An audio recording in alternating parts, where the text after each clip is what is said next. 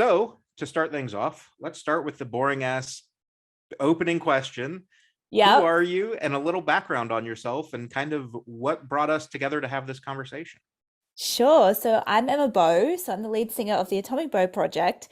But also, in my day-to-day life, I am a clinical psychotherapist. So I have a very keen interest in everything mental health. I've experienced, mental health struggles myself in the past and still do at times. And yeah, it's something really close to my heart. So when the opportunity came up to talk to you, I was like, yep, that's right up my alley. Yeah. Yeah. And I appreciate that because and not to take away from anyone's story at all. I normally preface every episode, the little, intro that I do. I say, we're not licensed medical professionals, we're not mental health Yeah. experts, things like that. In this case, you are. Yeah. Yeah. But I think it's interesting because allowing all these different types of perspective, right? Like that's why I started this podcast is Sure. we all, especially in these genres of music, the pop punk, the emo, the heavy music, like Yeah. we know what these songs are about. We've all experienced similar traumas, but for some reason we all love to hide behind the music. We love to Yeah. hide behind the metaphors and the pretty vocals or whatever. And so with this podcast, my intent was all these people, myself included, that connect with this music and relate and see themselves in these songs. I wanted to give an opportunity for the artist to kind of peel away that veil of the lyrics and say, like, here's what I've been through. Like, it is Yeah. okay to see these things. Absolutely. I think that's awesome. And that's spot on for my music. Most of the songs have a theme of mental health for us guys. So, Mhm. and in our band, we've got a clinical psychologist. That's our drummer. And then there's me, and the other guys have been, touched by mental health in one way or another. And yeah, it's a big theme for us. Yeah. And I think it's one of those things that it's not like you're doing it for the money, right? Like it's not a shock No. value. It's not because it's the cool thing. And like I hate Yeah. that a lot of times this type of music gets kind of pigeonholed or branded that way, that oh, they're just doing it because it's the cool thing to talk about in these songs. And it's like, no, I'm talking about these things in these songs because they're fucked up and I need to get them out. Yeah, it's deep. Yeah, exactly. I think that yeah, that hits the nail on the head. It's much deeper than just face value. And I think fans who are true fans get that and they hear that. Right. And and then you get people who are outside of it who like to make those comments. Yeah, yeah, for sure. And I remember growing up, probably the same for you. Growing up, Mm. so many family members that don't understand these genres of music, and they look at it and they're like, "So you listen to angry music because you're angry?" And I'm like, "Yeah, because I don't feel Uh, alone listening to that." Like absolutely. I'm connecting with something, and like not knocking, the Beatles or the Who or anyone, Sure. but to hear, you, Emmy, telling her story through Jabberwocky, like so many of Mm. these stories that are told in this genre of music, I think it it starts maybe subconsciously, and you can speak to this for sure, Yeah. maybe subconsciously starts unlocking it for people that, okay, it is okay to talk about these things. It's okay that I've been through these things. Absolutely. I think normalizing it and sharing is the biggest thing we can do, right? And I'm not saying that's for everyone. Like, I would never say everyone has to share their mental health story, but for those who can, I think it's really helpful. And if it's music and that's the medium, great. If it's art, that's great. If it's just speaking to a therapist, that's great. Like, there's no rules. Like, everyone can have a part of that. Like, Yeah. and I think normalizing just, the art of it and everything else around it is just amazing. That's what Yeah. we should do Yeah. when we can. Yeah, and that's something that, Emmy made that very similar statement that, you Yeah. know, the hope is to empower people to talk about things when they're ready, but nobody Yes. is under any obligation to ever talk about their story. No, that's exactly right. And there are things that I'm not ready and haven't talked about, and people think I'm very open because of my songs and because of the way I speak online. But, we've all got things. So it's when we're ready, if we're ready, and then expressing it. Sometimes a song too can express the things that you're not ready to talk about. Yes. So that's pretty magical stuff. Yeah. Yeah, and I don't know if we are going to harken back to Emmy again one more time here. I don't know if Yeah. you've listened to that episode, but we talked about Jabberwocky, and that's the story of her sexual assault trauma and things. Yeah. And she said the reason that she wrote that song wasn't even for her. It was because when she went through that, there was no song that she could connect to.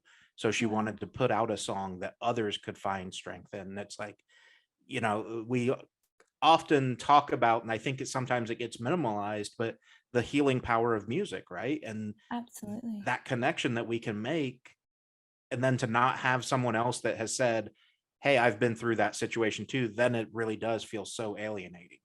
Absolutely. I think that's so well said. And yeah, Emmy is just a great strength in general. Like in Yeah. the Australian music scene, again, we're talking about Emmy a lot, but she's helped me through a couple of things. So I had an experience, and I haven't talked about this last festival I did that we were both kind of at, and it was not great. And it was an experience that sort of relates to the song, not exactly, but it had some themes. And she was the first person to help me, the first person who was there, and just such a great support. So, yeah, again, we need those kind of people around us. Yeah, for sure. So let's kind of dive into, you've touched on your kind of clinical side of you. Yeah. How did music start forming for you? Because, obviously every musician, it varies, but with you being so vulnerable within your music and, open about what you're open about so far, Yeah. when did that connection click for you that this can be my release and this can be a tool for me to use? I was about 12 when I started to, I know that sounds ridiculous, but I started writing these songs. I didn't know what to do with them. I didn't know what it even meant, but they just started happening. And it was just immediately a medium for me to talk about mental health because my parents are like old school. They didn't know anything about that stuff. Anything that happens with them, they sort of keep it inside, and that's okay. That's just their background and the way they were, brought up and stuff like that. So this was immediately the way I would express, and my parents were like, "Whoa, that song's a bit dark, Emma. Like, that's a bit, that's a bit much." But it just they kind of accepted it, and they were actually really supportive, and it ended up taking me, through my whole life so far. So it's been a really big thing. Like it's been an everyday part of my life since I was 12 years old. Maybe even before that, I was sort of experimenting with that in my head because I'm a violinist Yeah. by like trade. That was my first job, was being just a violin player. I learned to sing much later, and even the violin would be an artistic release for my mental health. Yeah. So Yeah, it's been a long journey. for sure. And let's dive into that a little bit, again, with your kind of clinical background, if you will. Yeah. Um, let's talk a little bit about the connection between art and therapy or trauma healing. I think so often people just bundle it together but kind of push it aside, in that, like, oh yeah, sure, troubled artist, it's the cliche thing. And it's like, but there's Yeah. there's some real truth to the science behind your brain's connection with this art and the traumas that you've went through. Oh, absolutely. If you look at rehabilitation, so drug and alcohol clinics, most of them will have an arts program. That's because there's definite science behind using art as a medium for your mental health. So I think if that's just one example, it's a pretty strong one, that people going through literally the fight of their life with drug and alcohol addiction are using this medium to help their recovery. So if that's just something alone, because I did work in drug and alcohol for a while I was getting my training up, and you could just see the difference it would make in people. You would see people just literally getting clean and shaking and feeling like they couldn't cope, to listening to their favorite artists, or me, singing with them. Some of them can't Yeah. sing, you don't need to sing. But just singing, and you could see the shakes and the tremors would not maybe stop, but definitely lessen. Yeah. So, that in itself for me was like a big moment of like, okay, hang on, this is having a full-on physical response as well as a mental response. Yeah. Like you can't kind of go past that example, I think. And then you put that into just the everyday person's world, you Right. can see how powerful it is. Yeah. Yeah, and I think that's maybe part of the reason that, we've lost so many musicians to suicide, so Yeah, many actors and actresses to suicide as well. And like the common theme is always, oh, but they seem so happy, they were famous, whatever. And it's like, well, but they were happy while they were performing their art. Once they absolutely. stop doing their art, everything's right back in their face. Exactly. And what does that mean? Like, how do we move forward? Like, people aren't really having that conversation. Like, and is it, I don't know, sometimes maybe more sensitive people do go into the arts because that's where they feel safe. They have done studies where more neurodivergent people seem to be in the arts scene. Hmm. So that could be a connection. I don't think we quite know. And there are people doing PhDs on it that I know as we speak, and that's a bit Right. beyond me. But yeah, that what is it? Like, how can we help people more when it comes to this stuff? Is it more art? Do we need more of that connection? I Yeah. don't know. And it's hard to say what the right answer is. I think part of Yeah. it is definitely conversations like this to help break down the walls and the stigma and be Yeah. a lot more open and clear about stuff, because I think so often I talk about the power of words, right? So often you get on social media, especially, and oh, I'm so depressed, I got a flat tire today. And it's like, that's not what depression is. Like, can we Oh, please stop downgrading what someone's going through? absolutely. Or the one that gets me is, oh, I'm so OCD because I'm clean. I'm like, oh wow, like that's Right. not it. That's that's I wish that was it, but that's not it. Yeah, no, it It's it yeah. it's crazy that we simplify these terms, or I guess maybe it's oversaturation, right? Like we oversaturate our vocabulary with these terms, Sure. and then they lose their power, so that when somebody says, "Hey, I'm depressed," it's like, "Oh, you're having a bad day." Yeah, No, absolutely. it's way beyond that. Absolutely. And I'm not having a go at anyone who says that because it just has been so Right. normalized in our culture and the way we speak. But hopefully, I have seen a fair few posts around this theme, and I'm hoping that will, make a bit of a change. And I think I have seen people using that language a little bit better lately. Yeah. What about Yeah. you? Yeah.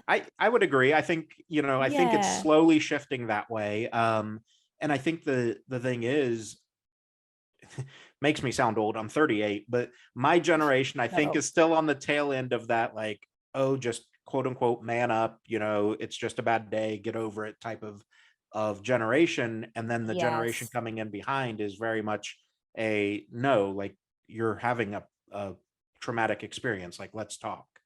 Absolutely. I love that. And I think, yeah, hopefully it is sort of changing the game in your generation and that my generation is trying to do that work because I feel like there's a lot that's wrong with my generation. But that one thing, I think we're doing okay. Yeah. We're trying to make some changes and I'm definitely saying like there'd be things in your generation that are much better than mine. Right. But you know what I'm saying? I think Yeah. that one we can give ourselves a little pat on the back for. Yeah, for sure. Yeah. So let's walk through part of your mental health journey. You Yeah. said at around 12, you start making the connection to music and using it as this release for whatever you're going through at 12 years old. How did you see Mm. that kind of morph and grow as you got older and went through, unfortunately, more intense hardships? Yeah, so like I think when I was 12, I kind of started to know something was a bit up, if that makes sense. Didn't really know what it was. Was missing, a lot of days at school, but just for like sickness that I'd Right. go to the doctor and the doctor would do all the blood tests and everything was fine. I wasn't sick, but I would get these like shakes and tremors and, upset stomachs and all this sort of stuff. And it wasn't until I was about 15 where it was getting more and more extreme. So I would have these like dizzy spells and things where I couldn't breathe. Yeah. And I would be at school and then, it actually and this is the sad part that it wasn't diagnosed for me until I was 18. Like I had to leave school. Not one doctor picked up that I had an anxiety disorder. Yeah. So that's frightening. Like when you think about how far we needed to come with Right. Right. medical training around the world, I'm sure, and this still happens today. Like Yeah. that's something I think that needs to be talked about is getting a diagnosis from the right person. Like that's a whole can of worms, and I won't go there because we don't have time. What no, but we can touch on it because as Yeah. of the time I talked to Emmy, I had just went and done my assessment, so I'm in the process of getting a diagnosis myself.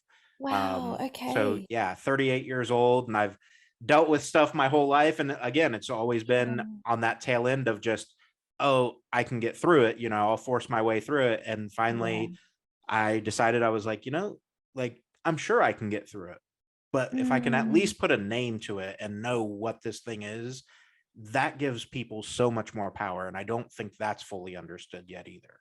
Oh, absolutely. When you know what you're dealing with, like again, when I was 18 and it's like you have a panic disorder, it was like, I'm not going crazy. Right. It brings that clarity. And again, wording isn't great there, but that's what you think when you're 18 years old, Yeah. like I'm going insane and it's really scary. And people kind of give you that feeling like, why is Emma missing rehearsals? Or, why Yeah. is she pulling out of gigs? And stuff like that. So it was impacting my life because I started touring at 17.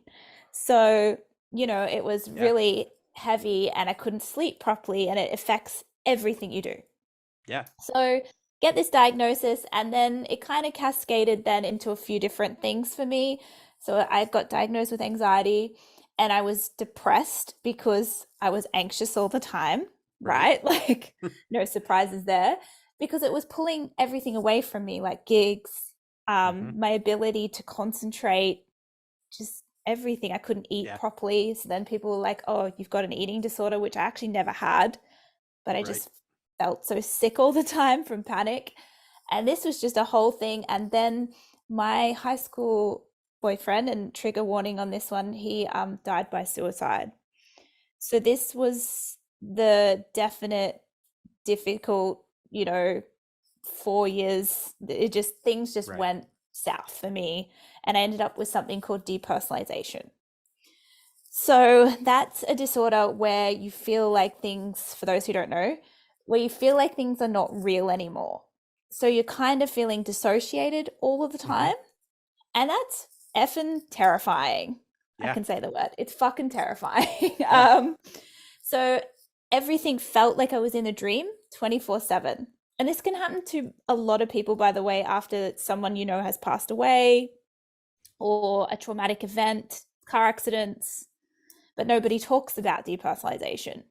Right. So, yeah, whenever I post about this, it does get a lot of traction because there's so many people going through it, yet there's not enough podcasts about it or TikToks or whatever. Yeah. So it's a pretty big one. And a few of my songs, Fall to the Beast, is about depersonalization. Hmm. And yeah, that took me 4 years to come out of. Yeah. So that's kind of a timeline. And then today we're here, and I have an ADHD diagnosis now, and life makes sense finally. Right. So Right. that's where we're at. Like it took, mid-20s before I knew what was really going on with me. Yeah. So it's just crazy. And that was causing the panic. And all the other symptoms was that I was just ADHD the whole time. Right. So And there's a and that's background. yeah. And there's a few things I want to touch on that. Number Sure. one, with the dissociation part, like Yeah. that seems to be, I don't want to say common because it's still not necessarily a common thing, because it's more of a symptom of something else typically. Exactly Um, right. Yes. but from a music standpoint, Memphis Mayfire had that song called Make Believe, and Matty Mullins talks exactly about that. He talks about how Does he feels he? like he's living in a simulation and like nothing's That's it. real. And it's this Yes. constant thought that like, this is nothing I do matters, nothing I do affects anything Exactly. else. I'm just here. Yes. Yes. And it's crazy that we allow our minds to get that far in a belief system that we don't matter in the grand scale of the universe. Oh, it's weird. And some people call it like the ego death, or they Yeah. say all this stuff. It's not. It's just heightened anxiety that's turned into a dissociative state. And thankfully, I learned about it and I was able to get rid of it. So Yeah. sitting here today knowing you're real, and Right, it right, sounds ridiculous, doesn't it? And if people listen and they've never felt it, they probably have, but it just hasn't hung around. So say when you've got really bad jet lag, right, or you come out of the movies when you've gone in the day and it's nighttime and you're like, oh, that, right. it feels weird, right? Yeah. So it's kind of that. I think everyone's had it, but if it's stuck around for you 24/7, you'd start to get really anxious about it. Yeah, for sure. And Yeah. I think the other thing I wanted to touch on about your story there is Mm. that you went through multiple diagnoses before getting to the root cause. And I think so often people, not saying the first diagnosis is incorrect, but they latch on to that first diagnosis, not realizing that there's maybe something else that's causing what that is. Absolutely. That was 100% my story. And I'm not saying I didn't have panic attacks or that I wasn't Right. anxious. Absolutely. But when I found the root cause of it, I was able to treat the anxiety so much better, and and the depersonalization and everything else. So that's what you were saying, the power of the diagnosis. And some people will go, oh, it doesn't matter. Everyone's got something nowadays, the Right. older Yeah. generation generally, like, oh, what's wrong with you? But it does help to know, because then we can help ourselves more and we don't have to live in this state of fear all the time. Yeah. Yeah. And it's one of those things I think that, again, the more we do podcasts like these, Mm. and not that anybody, I'm guilty of this just as much as anybody else, but not that we should be self-diagnosing, but hearing what these symptoms are, what other people have went through and stuff, and where we can Sure. make those connections to say, okay, like maybe this is the direction I need to go, so that am I seeking a regular medical doctor? Do I need to see a psychotherapist? Do I need to, Yes. where do I need to go to actually assess where my issue is? Absolutely. And as a professional in the mental health, sector, I am not against self-diagnosis. Some people are, but for many people, they cannot afford to Right. go and have these tests done and to have, you know, all of these doctor's appointments and to access medication. So sometimes, again, we've just got to be careful that we aren't biased towards a professional only diagnosis, Right. because that's just not available for everyone. So it's having an open mind. And to be honest, I kind of did self-diagnose with ADHD because I was like the naughty kid, the kid who couldn't concentrate, the chatty Right. kid, the artistic one who wore weird clothes. Like it was always that. And I suspected it, but I did get it confirmed. So Right. self-diagnosis can be quite accurate, weirdly. Yeah. Yeah. Yeah. And I think maybe that's what I meant more than don't do it was, it's Yeah. okay to start figuring it out, but to have a Absolutely. trained professional at some point be able to say, Yeah. hey, you were right, this is what it is. Again, just like you said, not everybody's going to be able to access or afford the medications and things like that. Yeah. Yeah. But and maybe I'm speaking out of turn here to a professional, but medication's not always the right answer either. Um, Absolutely. No, you you're know, not speaking out of turn. No, that's correct. yeah. Yeah, So it just depends on the individual, and that in itself is, again, something people don't talk about. A lot of people just go, "Oh, well, just take the thing and then you'll be fixed." Well, right, that's not quite accurate either. And I think it makes people feel really disheartened then when they do take the medication and they're not fixed, and right, then they're so let down. So I think normalizing that as well, that maybe medication isn't right for you, maybe it's lifestyle. There's there's so many options, and that's just one small one, really. right, right. Yeah. Yeah, and I think something I've learned, and this is something I wanted to talk about with you, Yeah. is more on like the holistic side of things. Taking Mm. supplements to get your extra vitamins that you maybe are deficient in, things like that. And then I know Yes. you have also been very vocal about the potential power of using hallucinogenics and in micro doses to be safe with them and things like Yes, yes. that. Thank you for that. Right. Yeah. Uh, but I think that goes back to what we were just saying, that medication may not be the right answer. Maybe you just need more vitamin D. Maybe you need B12. Maybe Absolutely. something just to take the edge off with the microdosing of a hallucinogenic. Like there's so many options out there to bring your your mind's perspective in line with what your reality is. Oh, did I You for freeze? a Yep. second. There we go. Are you? You're Oh, you back there, now. Josh? Yep. Yep. Can Back? you? Hang on, I don't have sound. Oh dear. Hang on, are we there now? I think so. Hey, we're back. Hey, Sorry, okay. I just lost sound completely. We're back. No, all good, all good. So no, what I was saying though is, using supplements, microdosing hallucinogenics, medication, Yes. whatever it is, the goal of any of these things is really to align the perspective of your mind to what your reality is. Absolutely. I think the biggest thing in clinic for me, and I own my own psychology and counseling clinic, is to definitely screen first for a blood test if people can do it and that's something they want to do. Because I don't want to be going and saying, oh, you need to go and get medication when your vitamin D is super low, or your iron status is in the toilet, or you know, Yeah. B12 or whatever it is. And again, like if people come to me and they're like, I've tried medications, I've tried different things, let's look at other options. For some people, it's CBD.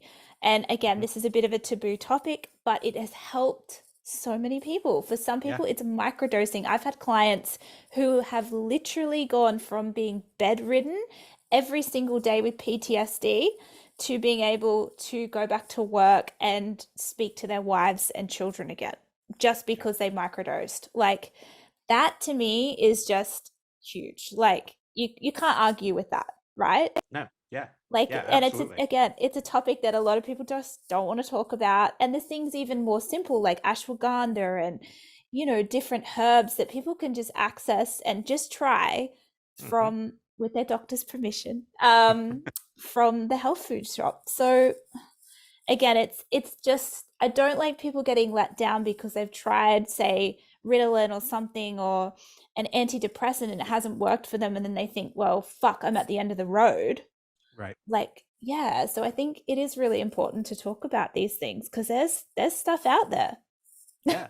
Yeah. Yeah. And I mean, like you said, there's so many things at the health food store. And I think, again, the older generation is probably more guilty of it than the younger generation. But the health food store, I can remember growing up and people just being like, oh, you're one of those people, You're like one of them. you're Yeah. a hippie, whatever. And it's like, no, they're just trying. In hindsight now, I'm like, no, they were just trying an alternative that worked for what they needed.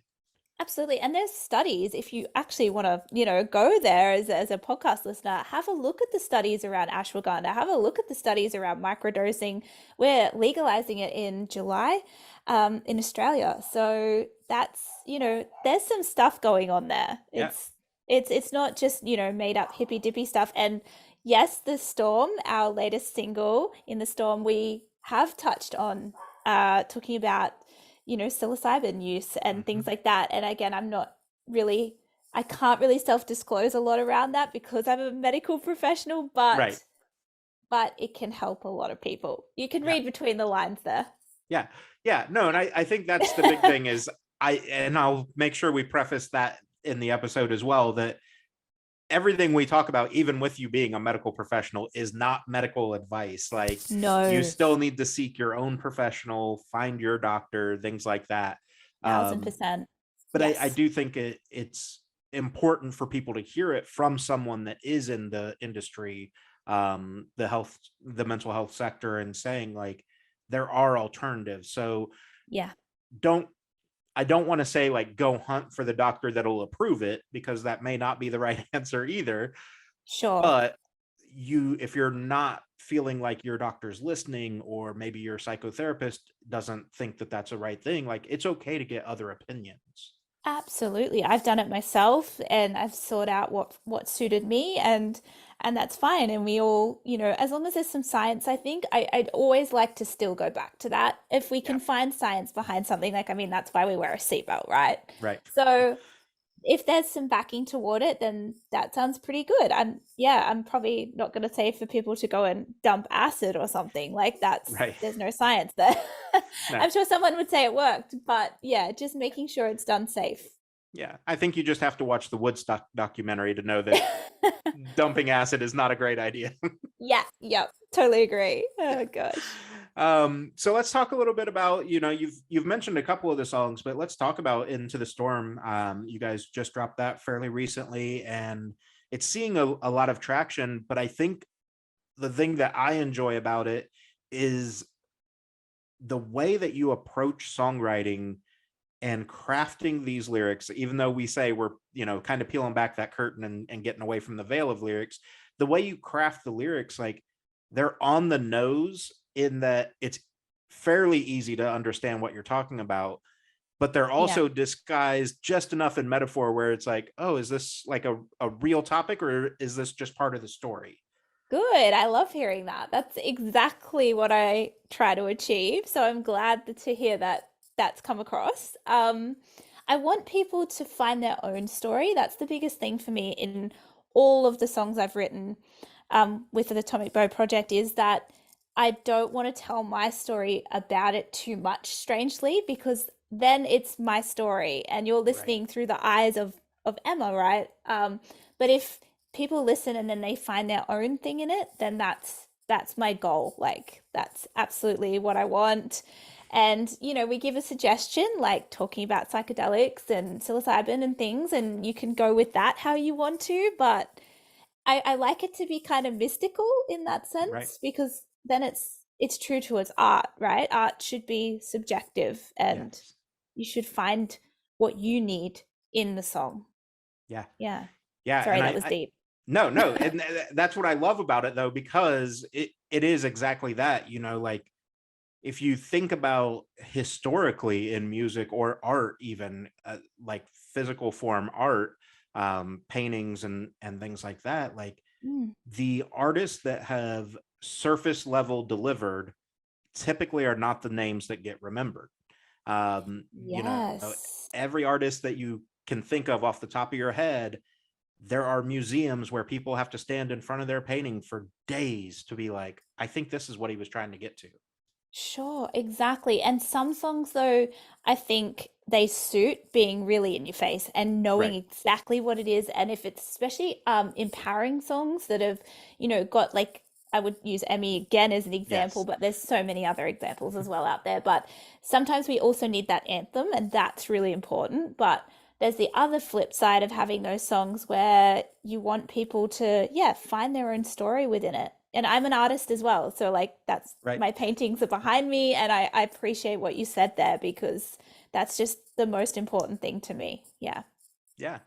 So with your your art is kind of twofold, right? Because you are a musician, but you also create visual art, not just the paintings behind you, but music videos. Yes. So, let's talk a little bit about that, transferring these words into these themes and storyboards Mm. and crafting music videos that lead the listener slash viewer down the rabbit hole, pun intended, for some of your visuals there.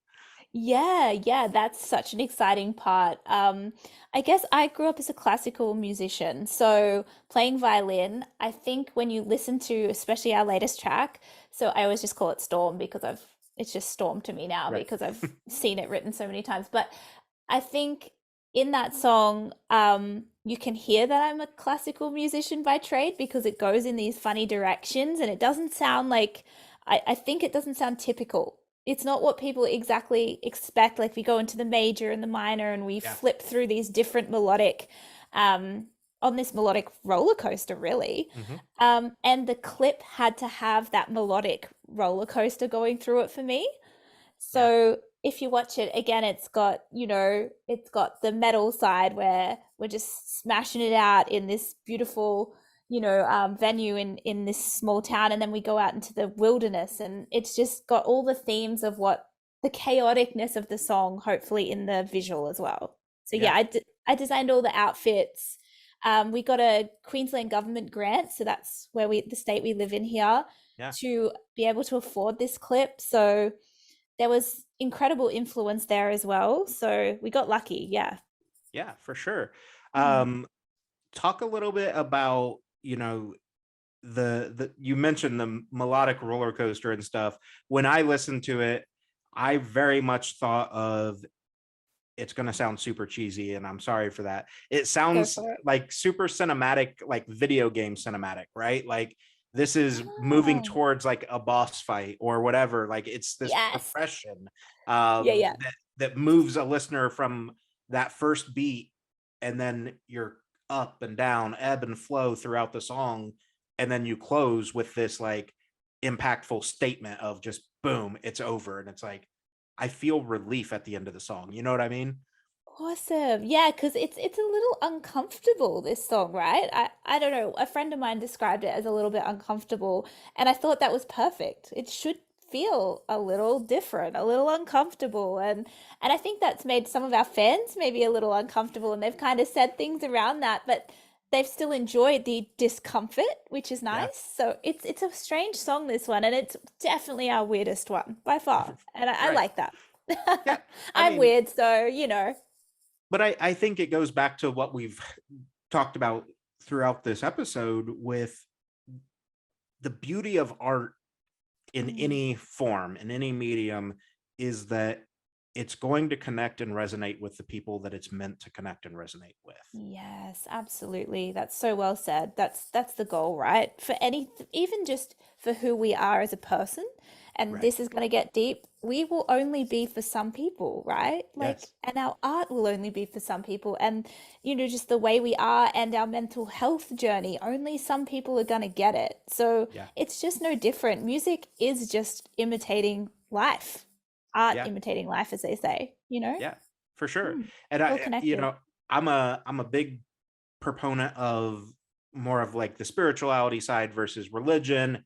I talk a Cool. lot Yeah. about I've got friends that hate me for it, but I'll tell them like, hey, your vibes are off today. And it's not like this hippie thing. It's like, we all there's again real science to it that we all vibrate at different frequencies. And like you're saying, we may not mesh all the time. So like maybe our frequencies are just off right now or whatever it is. Um, Sure. and it's this really beautiful thing because it really that mindset has helped me over the years with the connection to music, right? Like if my body's vibrating and a song is sound vibrations, like why wouldn't Mm, music have that connection to it? that's so interesting. And I don't know a lot about that. And some clients talk to me about those things, and I don't discount it. Like, I don't know enough about the world to know what's Right. out there. But there's something there because, again, a lot of somatic healing, so physical healing modalities help people more than just therapy alone with things like PTSD. So Hmm. that blows my mind. So if anyone just thinks that your mental health is only in here, I'm pointing to my brain, it's only inside your brain, then they're not right because there's Right. too much science showing that our physical body needs treatment as well, especially in very dangerous conditions like PTSD, which we know the suicide rate is quite high. So Yeah. this is a life or death thing, right? Like it's really serious. That the body is super involved. So sorry, I totally just went on No, a you're tangent, but I like totally what fine. you're saying there. Yeah, it's there's more going on than we even know, I think. Yeah. And I Mm. totally agree. And as someone that has struggled with depression for Mm. virtually as long as I can remember, you Yeah. mentioned, having clients that have been bedridden and then, through microdosing or whatever have moved past that. But like, Yeah. I think the connection between the body and the mind is an important thing to talk about because, having struggled with depression myself, there have been plenty of times in my life where I'm not getting out of bed. I'm not going to go take a shower. It's a super Yes. common theme. But Yeah. then what, subconsciously we don't recognize all the time that like if I would just get up, take a shower and step outside, Mm. immediately I'm going to boost my mood by at least 10% because I'm moving. It's getting blood moving and doing these different things to help your mind kind of regulate some of Sure. the body functions. Oh, absolutely. And I think, yeah, people just discount that way too quick. It's just like, again, it's that whole, well, just take your medicine and you'll get fixed. And whilst for some people that is the answer, and I'll never discount that because it Right. absolutely is, and that's great.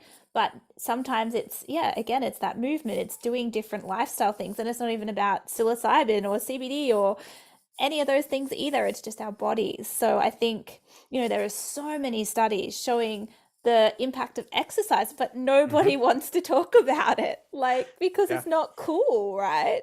But if I Yeah. do a gig, for instance, like I'm a wild woman on stage, right? Like Yeah. compared to what people have seen my clips and stuff, they'll know. But, when I get off stage, I always feel so much better for just having that, somatic experience. Yeah. So it's just interesting. And I've been similar where I've been really depressed and I've almost pulled out of a show.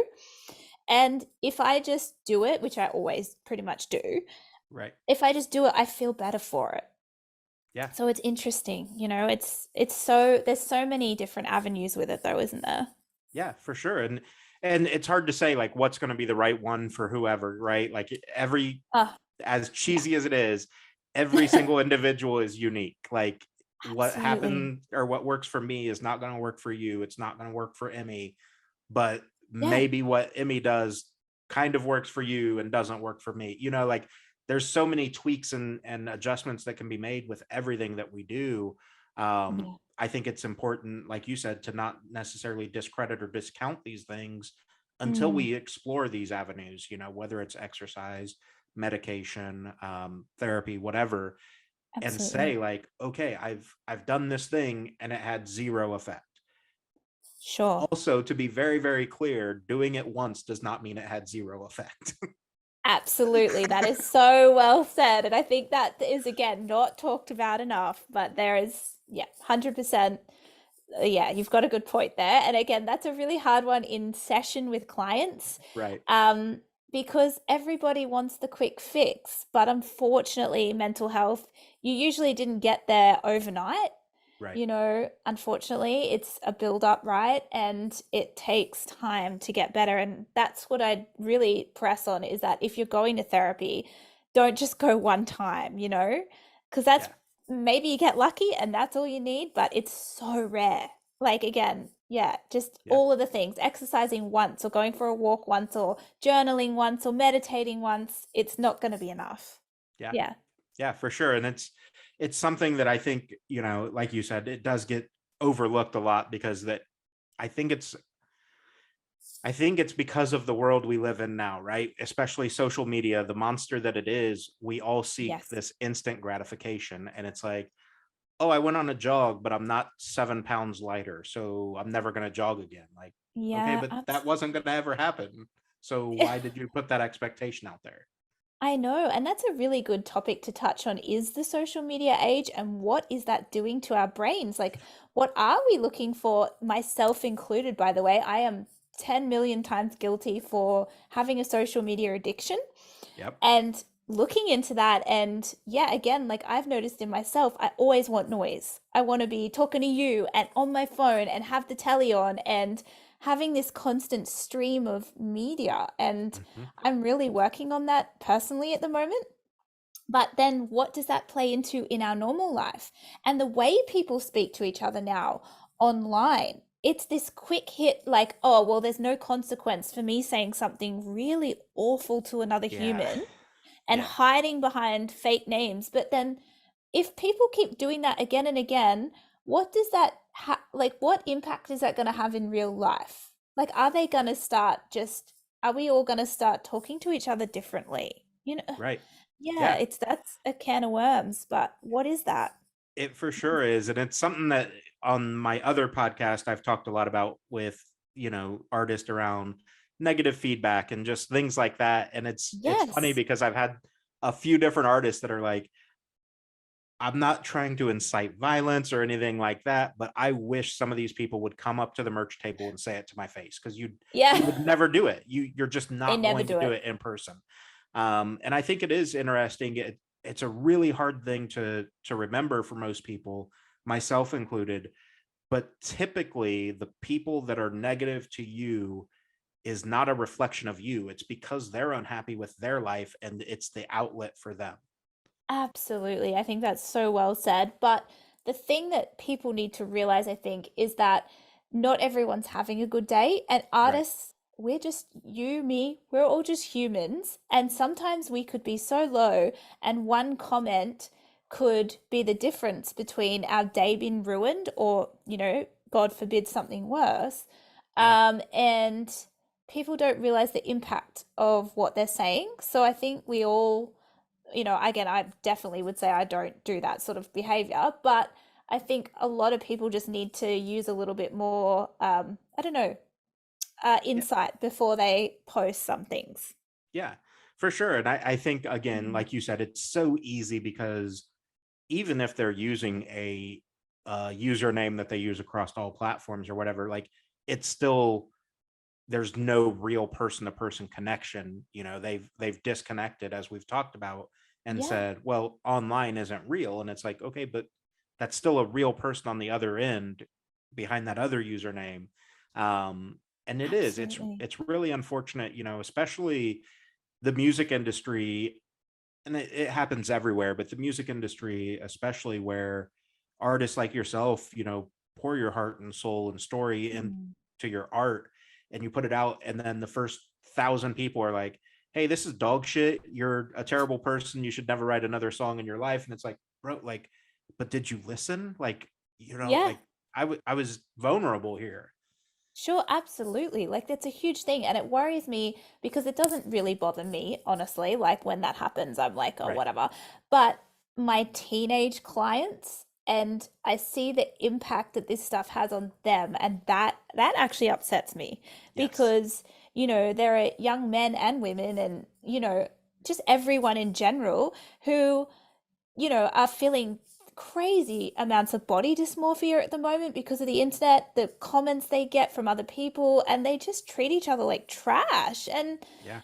again, and not enough people talk about this. And I know teenagers are just assholes, let's face it, Right. but I was an asshole too. But I think, yeah, it's coming to another point now where it's just too intense. Yeah, The for sure. internet. And Emmy and I talked about it a little bit. She didn't know the stats off the top of her head, which is totally fine. You may not Mm. either. But here in the US, suicide is the number two leading cause in the age group of 10 to 34. Oh my And that, God. like, the 10 part is what always hangs me up so much, because I'm like, you guys understand that that means there are 10, 12, 14-year-old kids dying by suicide because their classmates were mean to them online or whatever it Mm. was, maybe the parents at home, whatever. But like, at Yeah. 10 years old, to think that that is your outlet is just mind blowing. Yeah, it's so disappointing, isn't it? I think just everyone in the world needs to do something about that. Everyone. Like, Yeah. these conversations, that's doing something and just posting about it or checking in with people, even though again, that seems to be something that people do way less. Like, and this is a really big thing, is checking in on people who are your friends, who you might not agree with, who Mm, you might that is a big yeah. theme in society today as well that I've noticed as again someone who works in this field is people are now, one thing or the other. And my grandparents, for an example, they were two, they'd have their political views and their neighbors would have completely different ones. But Yeah. every day they would say hello to each other.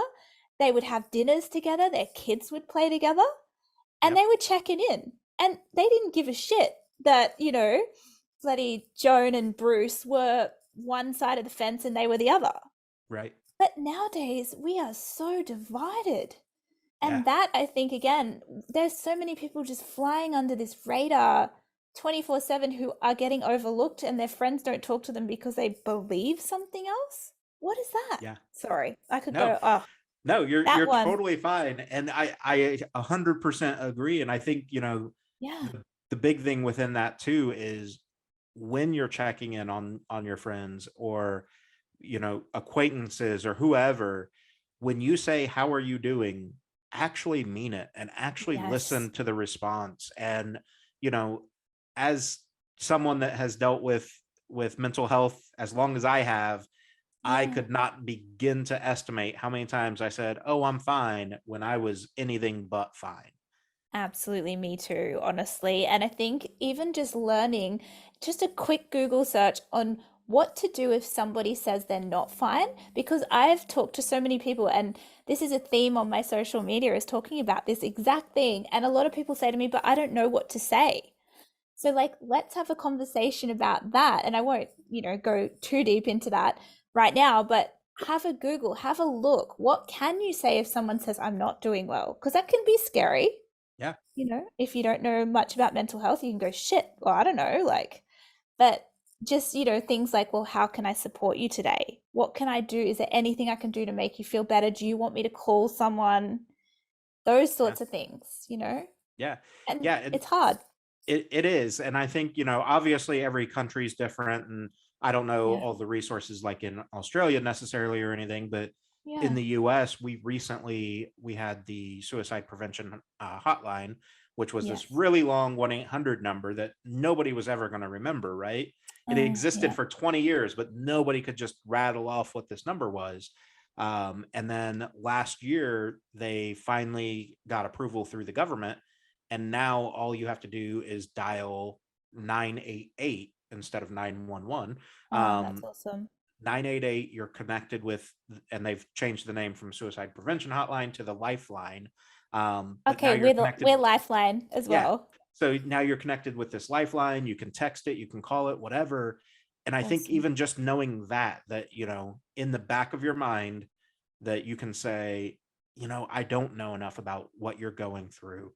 Have you tried calling 988? It's completely anonymous, whatever. Because, Yes. I think people get nervous to have these conversations Sure. because they aren't educated enough or don't feel like they're educated enough. When in all reality, most people just want someone to listen to them and not make them feel like they're a piece of shit. Absolutely. That's so well said. And in Australia, it is Lifeline, and our number's 13 11 14 if anyone needs it, because I feel like it's important. And there's no shame in calling those services. I've called those services when I was younger and I needed it, and it was amazing. So I think, again, a lot of people have shame, like there's something wrong with me if I call that. Like Right. they're trained professionals. A lot of my classmates are now working at Lifeline. So Yeah. it's important, but that's exactly right. And I think we're scared of uncomfortable feelings, a lot of human Hmm. beings. It's okay to be uncomfortable in a conversation with a friend. It doesn't Yes. always have to be sunshine and rainbows, right? Like things get uncomfortable, and we all as humans have to be okay with a level of discomfort. And I think, again, that's another thing from our day and age because we haven't, like our grandparents, we weren't in the war on rations and Right. all of that. We don't like uncomfortable things. A lot Yeah. of people will yeet out of your life if you bring up depression, anxiety. I don't know if you've been there, I've Yeah. been there. Yeah. If Absolutely. you, yeah, when you are at your worst, you will realize that so many people leave you. And Yeah. wow, that's really rough to talk about. But having uncomfortable conversations with your friends is so important. Like it's everything. Yeah. And I, Sorry, I I got a little think, bit emotional talking about and no, you're that. totally fine. And I think, Mm, it is important because I think, again, so many people assume that's a reflection of them. Like, oh, I'm the burden, I'm the reason they left, whatever. And that's not the absolutely. case at all. Absolutely. Well said. Yeah, I think that's a massive problem in the world, is just knowing that it's not you and it's that other person's incapacity to deal with what you're going through. And I'm not saying that in a judgmental way towards that person, but it is still really hard on those who are left with a mental health condition and then their friends leave them at the same time. Right. Yeah. I think it's like, and if anyone doesn't understand it, they should probably put themselves in the shoes of imagine if they had cancer or they broke bones in their body and then they were ditched. It's no different. Yeah. Yeah. Yeah. And it's something I've been working on kind of trying to change the terminology as well. I talked to a girl named Mel Taven like 2 years ago now, I guess. and instead of calling it mental illness, we've started calling it a mental injury. So depression is a mental Yes. injury because, like what you just said, when people if people saw you with a broken arm, they're not necessarily going to walk away from you when you're trying to carry all your fucking groceries in. But Absolutely. hey, I'm depressed and can't go grocery shopping, they kind of walk away because they don't understand, like, mental illness is an injury. Like, I can heal from this. I just need some assistance right now. Oh, that's brilliant. Yes, the one that gets to me a little bit, and everyone says it, and it's okay, like no judgment, but it's so and so is an anxiety sufferer. I really Yes. don't love that because anxiety is able to be helped. I am not a sufferer. I'm actually trying to thrive in my Right. life with anxiety. So I like mental injury because it shows that you can get better. Yes. So that's a really cool. I've never heard that actually. I really like it. Yeah. We like I said, we both she had mentioned it to me, and ever since I've definitely been trying um to change kind of the mentality around it for myself as well.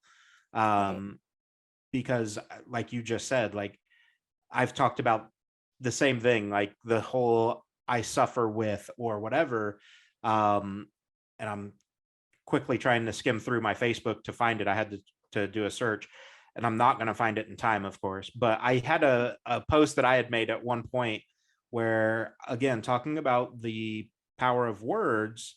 Um, and I just found it actually, is I said that when someone says, or for me specifically, when I say, how I'm doing with my depression, that Mm. can be your indicator. So, like, for me, this was looks like almost 5 years ago that I made this post, but when I say, like, I suffer from, I'm not in control, right? Like, depression feels like it's winning the fight, things Oh, like that. yes. I live with shows that I feel like I have control over it. Like, yeah, I have depression, but it's not a big deal. I live with depression. Yes. And then the third one that I had was I have shows an indifference. So I have depression. Like, you know, Yes. so recognizing those different types of terms that your friends use or your family uses can be a huge thing too, because if I'm talking to you and I say I suffer from, well, Josh probably isn't in a great spot. Okay. I live Yes. with, things like that. It's another trigger that can be helping when you say, "Hey, how are you doing?" And they say, "Oh, I'm fine." Does "I'm fine" really mean that? Yeah, absolutely. I like that. I think it's good that you've sort of said this is how my brain is working and what Right. I need. I mean, you're not saying like I need this, do you know what Right. I mean? But you're giving people an example, and I think that's so important. And I think that would help so many people out there if they did that too. But I know not everybody is able to express as well as you, Josh, or me, but just even something around that. I think that's brilliant. Yeah. Even Yeah. if you don't put it out publicly, write it Yes. down for yourself so that you can recognize when you're saying these things, like, okay, Sure. it'll help you create that mindset, right? Like, if you're constantly saying I suffer from depression, well, okay, I've said I suffer from for 6 months now. Like, what am I doing to try to get past it? Sure. Yeah, that's good. And I think everyone's going to have their own version of this, and that's Right. so important. And as long as we're looking out for each other and what that looks like, I think that's the sign of true friendship, right? And Yes. sometimes the thing is, as well, is that we always check on our friends like me, who's more vocal about it, right? So I've Hmm. had friends who check, and I've even forgotten sometimes to check on the friends who never talk about it. Right. So that's an interesting one as well, and something to even flag is like sometimes people just completely fly under the radar. So it's always checking on all our friends. And Yeah. then sometimes checking again, even more on our friends who are really vocal, because you can get used to the vocalness of it and then Hmm. miss signs that things are getting actually a lot darker than normal. Yeah. So it's an in-depth thing for sure. And I get that a lot of people are like, whoa, that's out of my depth. Don't care about it. Fuck off with your shit. And I get it, but that doesn't help the world because that person who's thinking that might need that help one day. Yeah. Right? Yeah, So absolutely. it's And Yeah. and maybe that's something, maybe you and I and Emmy start a continual podcast that we talk about some of these things, but I'd love um that. Keen. we'll definitely figure something out. But no, I think, something I used to talk about a lot more was the Robin Williams mask, is what I called it. And it's Yes. the persona that, oh, they're happy go lucky, they're, he's always making people laugh. The whole time he's fighting his own demons. And those are Mm, the friends that we need to be looking out for too, the ones that just constantly seem like they're on top of the world, or every time you're in a friend group, they're the class clown trying to make everybody else feel good. Are they okay? Maybe they truly are, and great if they are. But sure. unfortunately, the flip side of that is very common, where they're people pleasing everyone around them because they don't feel adequate enough themselves.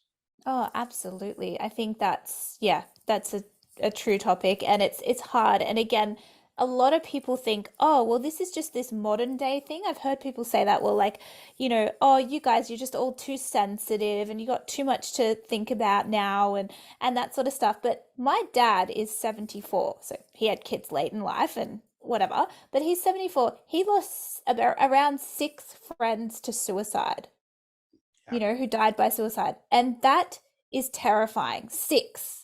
Yeah. That's when he was young. And again, people go, oh, it's a new thing. Bro, it's not a new thing. No. Like, and it was terrible, especially in rural Queensland. There's, in rural areas, men seem to have a lot harder time with, you know, this whole thing. And again, I don't want to act like I'm an expert on men's health. I'm really careful because I'm not, Right. but it's a definite thing that's been there since the dawn of time. Like I just hate that whole it's a modern day sickness. It's not. No. No, I think the Mm. the big thing is it's viewed as a modern day issue because of the availability and the instantaneousness of news being delivered. So, Absolutely. thinking back to when your father was young, Mm. even if someone did die by suicide, you're talking about phone calls that had to be made. It may show up in the newspaper 3 days later. You know what I mean? Like, it wasn't, oh, let's jump on Facebook and post about this thing. Like, Absolutely. that didn't Exactly. exist. And they couldn't express their feelings, these men, in the same way that, say, I can, because Right. there was no way to talk about it. So people who, again, saying, oh, these young ones, we're all just like, harping on about this stuff, it's just not accurate because, maybe we're actually in a really good time where we are able to talk about it more. Yeah. So there's two sides to the coin there. Yeah, for sure. Hmm. So as we kind of transition, now that we've made this super heavy, Yes, yes. as we try to transition to the end here, let's talk a little bit going back into the music for you. Yeah. You guys have just dropped Into the Storm about a month ago now. Talk about, this project, and as you move forward, kind of your vision for what this is going to be. Yeah, so the Atomic Bow Project, we started literally our first gig was 2 days before COVID was announced. So a lot of bands broke up over that time, and we could have so easily, right? Because Right. we couldn't gig again for 2 years or even a little bit more than that. And somehow we kept it going. So that's a good omen for me that it's something to pursue. And it's, Yeah. again, it's just our art. And I don't know. We're not sure where it's going to lead right now. Like we've got new songs on the go, and I won't talk too much about them. We've got a couple Right. of festivals coming up, few gigs, which is very exciting. I'm actually singing with Emmy's band, so that's going to be very exciting. Red Hook next weekend. So there's a few things happening. This podcast maybe will come out in a different time frame, but that's okay. It'll be close. It'll be I'm close. planning on this going live on May the 3rd in US, so May the 4th Hey, for you guys. we might get there then. Yeah. But yeah, so we've got a fair few things on the go, and we just maybe want to get to Europe, get to America, get to Canada, because that's where most of our fans are actually based when we have a look at our Spotify stats. So Yeah. I think we just got to get out of Australia. That's the next goal. Yeah. Which Emmy and I talked about, Jake and I've talked about, Michaela and I, like, the problem with you guys, it's not the problem with you guys, it's our problem with you guys. It's so fucking expensive to get to the US. It is so hard. We have made it nearly impossible for traveling musicians and a variety of fields. But like Jake was telling me, for them, and Emmy kind of lined it up as well, for them to get the band to the US, not counting renting a van, any of the lodging, like just to do flights, equipment, and the whatever it is, the P2 visa or whatever the performance visa Yeah, is around 10,000 American dollars I just to know, get which is four like, people over. And it's like, what the hell are we doing? I know, and that's like nearly 20,000 bucks for us. Like Yeah. it's insane, and that has been the problem, and especially after COVID, like that, the prices of everything just went up. Fuel here Yeah. is so expensive, food's really expensive at the moment. So, yeah, look, it's gonna be a tough one, but we're gonna try and make something happen. But yeah, you need to fix that, Josh. What are you doing? Hey, if I can get You Make the Yeah. Scene to be like crazy profitable, that would be one of my dreams, is to sponsor Yeah. bands coming over and stuff. But Yeah. no, like when Jake and I talked about it, they're Mm, coming over, or they're here now, but they were coming awesome. over to do a tour with Real Friends and Knuckle Puck.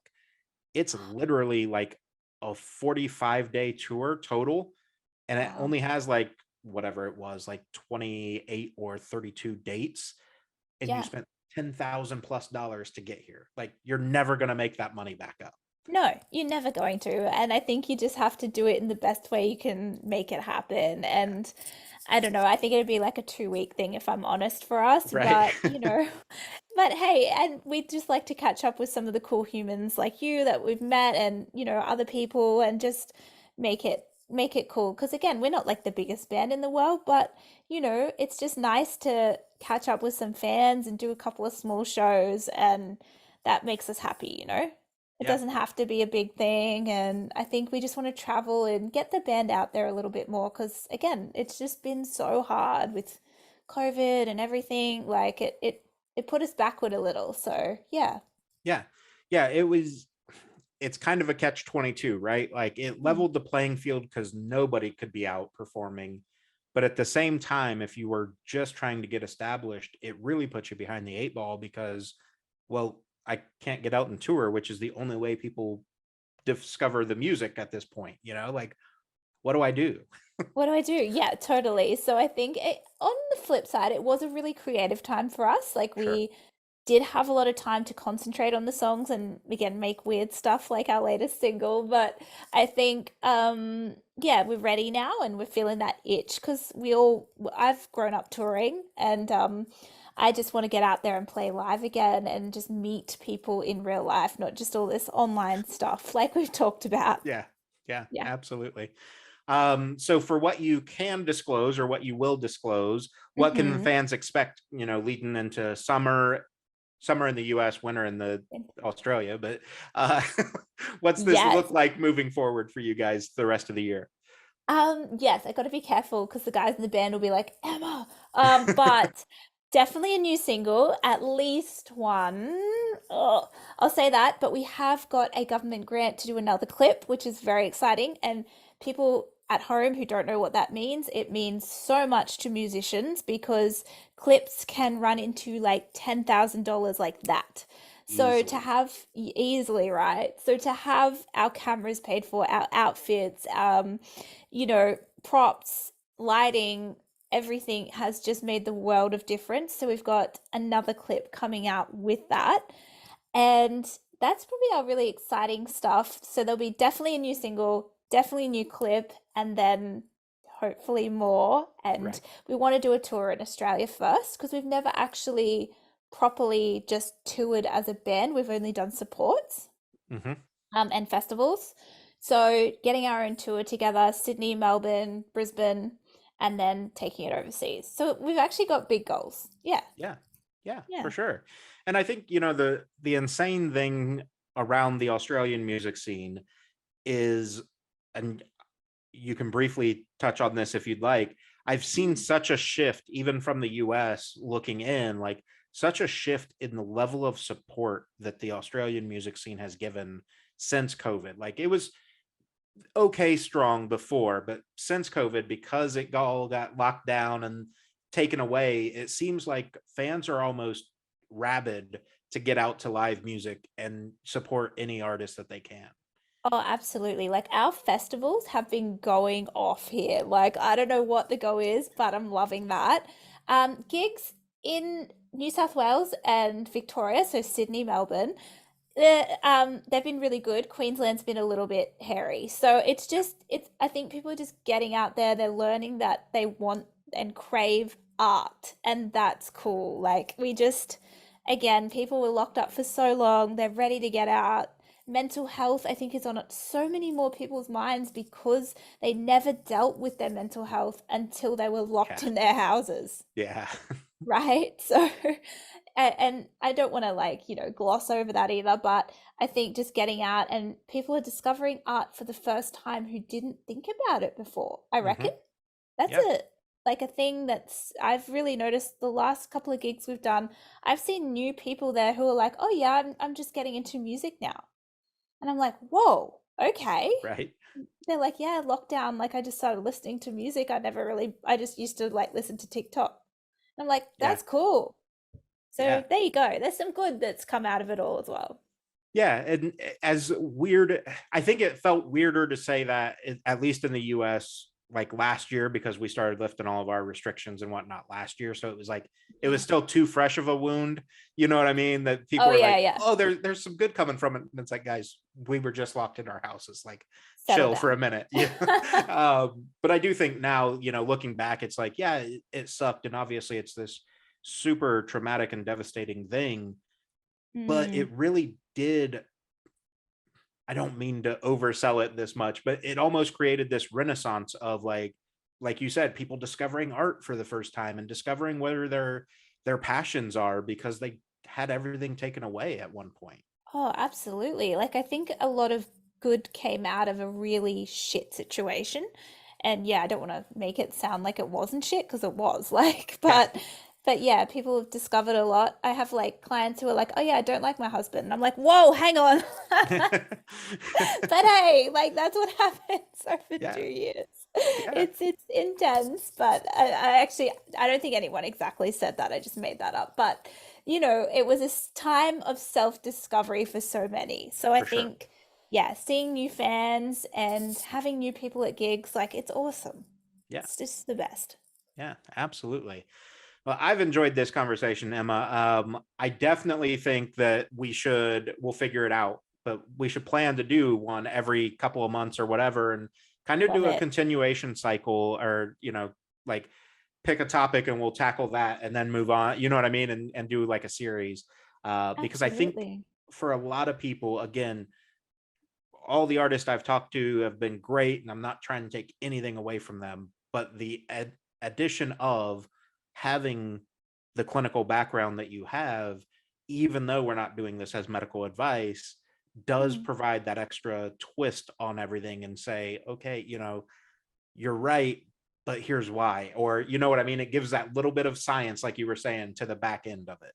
Oh, thank you. No, I really appreciate that. And we've also got Andy, our drummer. If you ever want a clinical Yeah. psychologist, we got options in this band.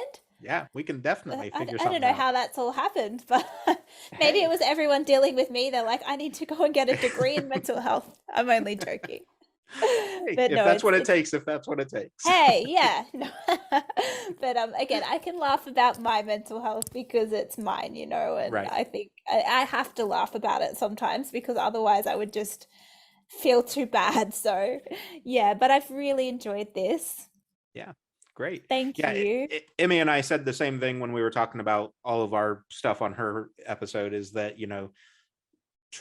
people that have been through traumatic experiences tend to have these really fucked up senses of humor, I but it's know. because we have to laugh at what we've been through because it's too stupid not to, like you have to Absolutely. make it a joke to make it make sense. Oh, totally. And I think if we go past that point completely as well, we'll all just feel terrible all the time. So I think, everything is a push and pull, and there's like nuance in every topic around mental health. So finding that, finding the balance, and that's why I've loved your podcast. I think it's really balanced, and that's really cool. Yeah, I appreciate that.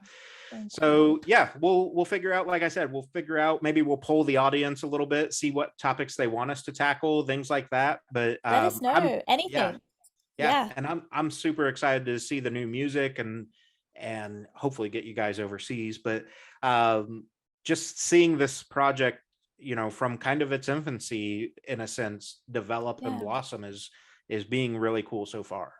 Thank you. I really appreciate it, and thank you for having me on today. It's been awesome. Yeah, awesome. I appreciate it. You go enjoy the rest of your day. I'm going to probably get ready for bed now. Oh my gosh, what time is it there? It's late, It's right? not that bad. No, it's 9:30. Oh, It's not that bad. good, good. I love that. I love that you're like, I'm getting ready for bed at 9:30. Like, same. Yeah, That's yeah, when you care for the mental health. You're like in your bed, doing your sleep routine. I love it. yeah, yeah, for I love sure. it. Oh, it was Awesome. lovely to Thanks so meet much. you. Yeah, you too. All right. Awesome. Thanks, Josh. Thank you. See ya. Bye.